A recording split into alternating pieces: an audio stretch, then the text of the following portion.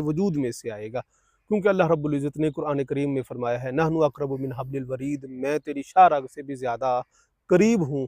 और बुज़ुर्गान दीन फरमाते हैं, मन अरफ़ा नफ़्सहु फ़क़द अरफ़ा रब्बहु, जिसने अपने आप को पहचान लिया उसने अपने रब को पहचान लिया। और फिर फरमाया गया कि अल्लाह रब्बुल इज़्ज़त की ज़ात जो है वो ना आसमानों में समाती है, ना वो ज़मीन में समाती है, बल्कि वो बंदा मोमिन के दिल में समाती है। तो ये सारी बातें अगर इकट्ठी की जाएँ तो उनका लुब्बे लुबाब यही निकलता है कि जो इंसान है ये अल्लाह रब्बुल इज़्ज़त के अनवार तजल्लियात का मरकज़ है।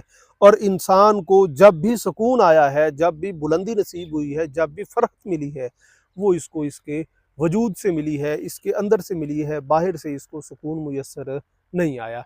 मौलाना रूम इसके ऊपर चंद मिसालें देते हैं। आप फरमाते हैं, चश्माए आबे दरूने खानाए बेज़ रौदे का नदर का शानाए, कि पानी का वो चश्मा जो घर के अंदर मौजूद हो वो बाहर से आने वाली नहर से ज़्यादा बेहतर है। कि जब अल्लाह रब्बुल इज़्ज़त ने तेरे अंदर सुकून का मंबा रखा है तो उस मंबे से सुकून हासिल करना ये ज़्यादा अच्छा है चे जाए कि तू बाहर से सुकून तलाश करे। जैसे घर के अंदर मौजूद पानी का जो नल है, जो पंप है, वो ज़्यादा कारआमद है चे जाए कि पानी की सप्लाई घर में बाहर से आए। मिसाल